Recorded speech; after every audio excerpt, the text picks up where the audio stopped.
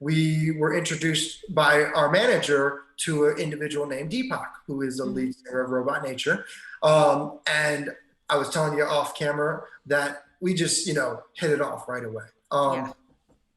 Tell you how much we hit it off. There's some amazing synchronicity here.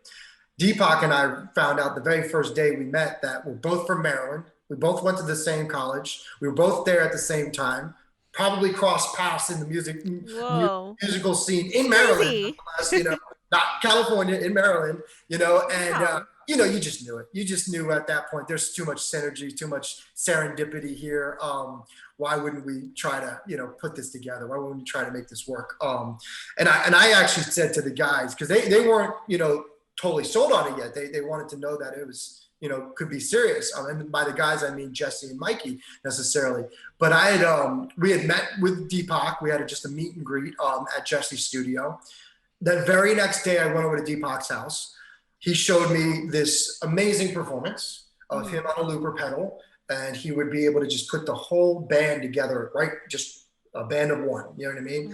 One man band. And he, and if you're familiar with like the looping, looper pedal and how that puts together and everything, he would be with his violin, his guitar, and of course his vocals / beatboxing ability as a instrument. So he would put together, he kind of, put together his songs, if you will, all right in front of me on this with the looper pedal and be able to just give me a full-on performance. And it was just me and him. And like I was saying before, it didn't matter if there's one person out listening or if there's 100 or thousands people listening, he played and you could see his passion, and it really inspired me. And I really enjoyed the material too, because he was starting to show me, because he's also a producer, and he was showing me the material that he was working on even currently and before. And I was like, oh my gosh, we could do this. And I said to the guys, I said, I'm going to roll with Deepak. I think no matter whether you guys want to roll with or not, because I could see the vision and I really love it. And but I knew that these guys they wouldn't let it go. There was no way they weren't going to be interested. At least I felt at the time. Anyway, so we set up a rehearsal within the same week. And actually also, let me go back a little bit. Deepak and I said it, we got together every day for like 3, 4, 5 days straight. And we put together what I said would be would help us just jump right in. Because I come from a background of programming, and not like computer programming, but like music programming, which is, making sure backing tracks run accordingly, make sure they're synced, in-ear monitors, the whole deal, even monitoring yourself, setting up. I use MainStage, if you're familiar with that. And I said, we got to implement your stuff into this program, into this way of doing things, because that's what I did in End of Ever. So after doing that, we organized everything so we could jump into a rehearsal with the other guys and just be pretty much ready to go. And part of the reason why was we had a gig in 2 weeks. Oh, whoa. Yeah, we had never met. We had never performed together. And we had a gig in 2 weeks. So why the rush? Why the rush? You get out of a band, you could probably relate to this, but you get out of a band, or you have a crossroad in a way, and you don't want to stop. You want to, we were performing on the Hollywood Strip, and, it was fun. Like, I didn't want that to just go away. Just to get out there and. Yeah, I wanted to be right back into it. You know what I mean? And I didn't want the starting of a new band to just slow us down, especially if you can do what I was talking about before, because you can hit the ground running, and that's what we did. Our first rehearsal, nice. we totally hit the ground running. Literally song number 1, it was like we were together for 2 years already. The chemistry was there. It actually blew Deepak away. He was like, this was like literally a plug and play for us. How could I not take you guys on? Because it was a choice of his too. He didn't just, jump in and say, hey, we're a band now. This was, just to go back a little bit, this was also a project of his. He created a solo project called Robot Nature. And it was a decision to make it a band. And it was a band decision, because the other guys weren't necessarily, they said, should we rename it? Should we do the bit? And I know Deepak was very insistent, like, we don't need to rename, we don't need to what's the word? We don't need to try to reinvent this, because this is already working. And if you guys can be convinced of it, let's do it, So it wasn't set in stone, but I think we all kind of knew. I knew. I was like, no, I think this is going to be the image. This is the band. This is the name. And my manager told us something I'll never forget too. Let me see if I want to get this right. A name does not make the band makes the name. So, or you can replace name with brand. Yeah, like Hoobastank, right? Exactly. A lot of people use that as an example. Like, you know what I mean? Anyway, so that, that sat with us. He said, it doesn't matter what you guys call yourself. That was a convincing point for some of the other guys that were kind of on the fence. Should we call it Robot Nature? And I was all on board because I love that vision. I love futurism. I love keyboarding. I love the technology side of things. And that was part of the whole image of what we wanted to embrace. So we put it together. And I mentioned that we had a gig in 2 weeks, about 2-3 weeks, because our manager who put us together, who introduced us all, he and became our manager of the new group. He works for CD Baby, disc makers and all that. And they put on like an industry night. And he said, you guys could perform at the industry night and this could be your debut. And we were like, we got to do it. You know what I mean? So we had an immediate goal. We knew we had to work hard, work fast. And that really helps you, by the way, when you're forming a band. I don't know, for anyone out there inspiring to form a band, have a goal right away, have an immediate goal to just go for it. Because once we had that goal, we knew we had to get it, and we did. I mean, that first performance, that's what really set us off right away. It was, I mean, we got really great crowd response. It was actually a decent crowd, even though it was our first gig, because it was an industry night. And they just kind of said, don't quit, do this. You guys got something, because it was we announced it as our debut show and everything. And so it just started there. And even at that show, we already had other gig offers. We were like, oh, can you come play this? Can you come play that? Nice. and that got us really busy. And I really consider it very, very fortunate. And I highly, highly recommend this to any brand new group.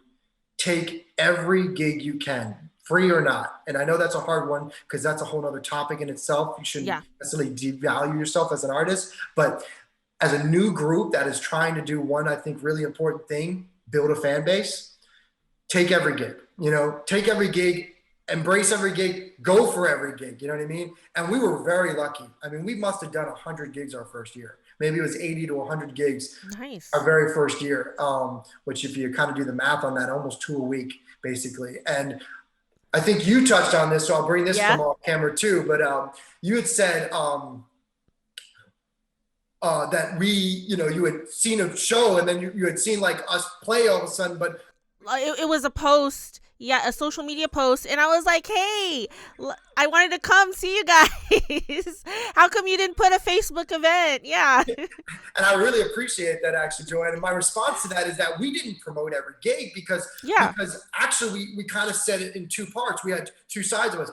We had promoted gigs. The gig we had set ourselves to have 1 gig a month, at least 1 gig a month that we were promoting. And part of the reason why is that, I don't know if you're kind of familiar with the Hollywood scene, but you technically aren't. You sign a contract sometimes that says you cannot take a gig in this area.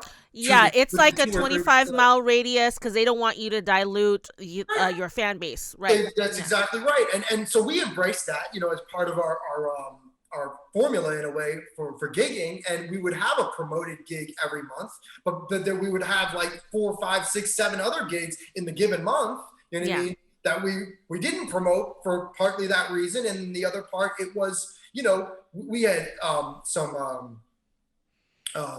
oh man, what's the word? Residencies, and some of those residencies, it was just a weekly thing. We were going to be there. We're going to be at Skinny's in North Hollywood every week. And for those that were fans, they knew it. And for those that weren't fans, they were going to basically figure it out, because we did a lot of story posting. That's how you found out that we had a gig, and you didn't make it because we had posted it as a story, basically.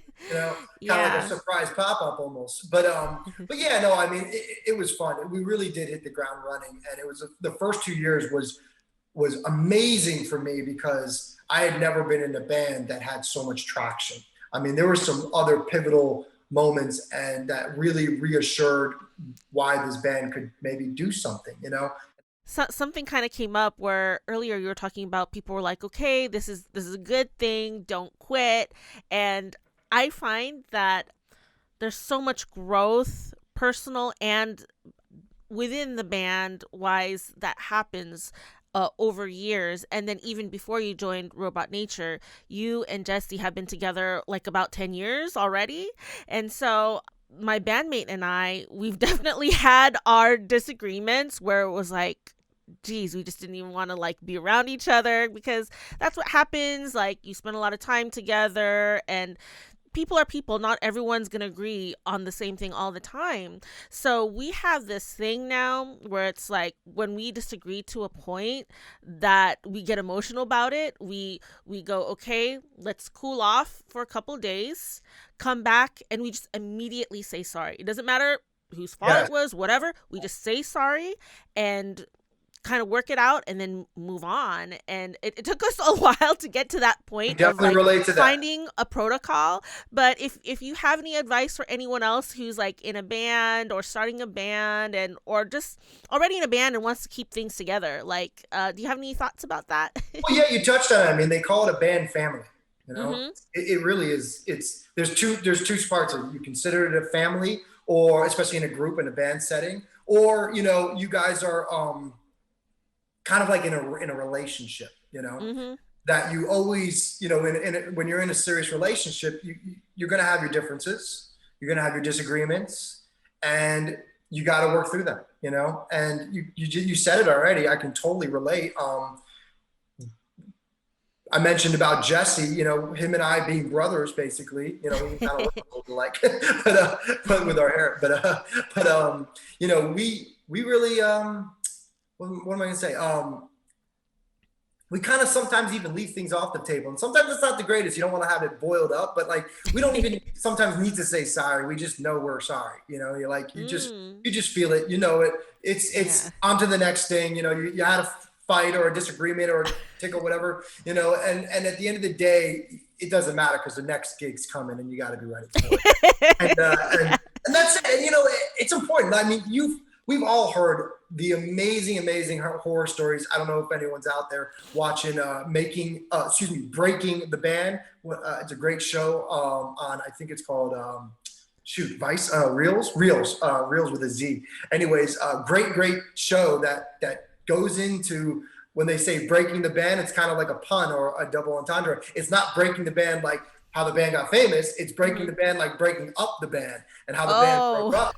So, and look, I swear every band has these stories. Even a lot of people don't realize this, even Aerosmith broke up, but they had one of the most amazing comebacks as a group. And not every band does have a comeback, but they did, you know what I mean? And when they came back, they got way bigger than they even were before. And that's a whole other story. But every band has to work through their familyhood, you know what I mean? Their differences, artistic differences, their disagreements on what to do, maybe on a promotion standpoint, or where they should go next, or what gig they should do or not do, you know what I mean? Where we should be focusing our time or not, So it's always going to be a constant, good debate. And those are good debates to have, because you're going to understand it from multiple views, you know what I mean? You got to have, there's the advocate, and then there's the devil's advocate. So it's like always important to have, a lot of decision making. Yeah. To get to your goal, because you all share that one bond, that one real inner goal, and that is to get your music out and heard by as many people possible. I feel like that's always, well, not maybe always, but certainly an underlying goal of so many. So yeah, I mean, that's a little bit of the advice. Band is a family, you just you have to work through things, you got to accept kind of what it is, and there are always going to be those differences. So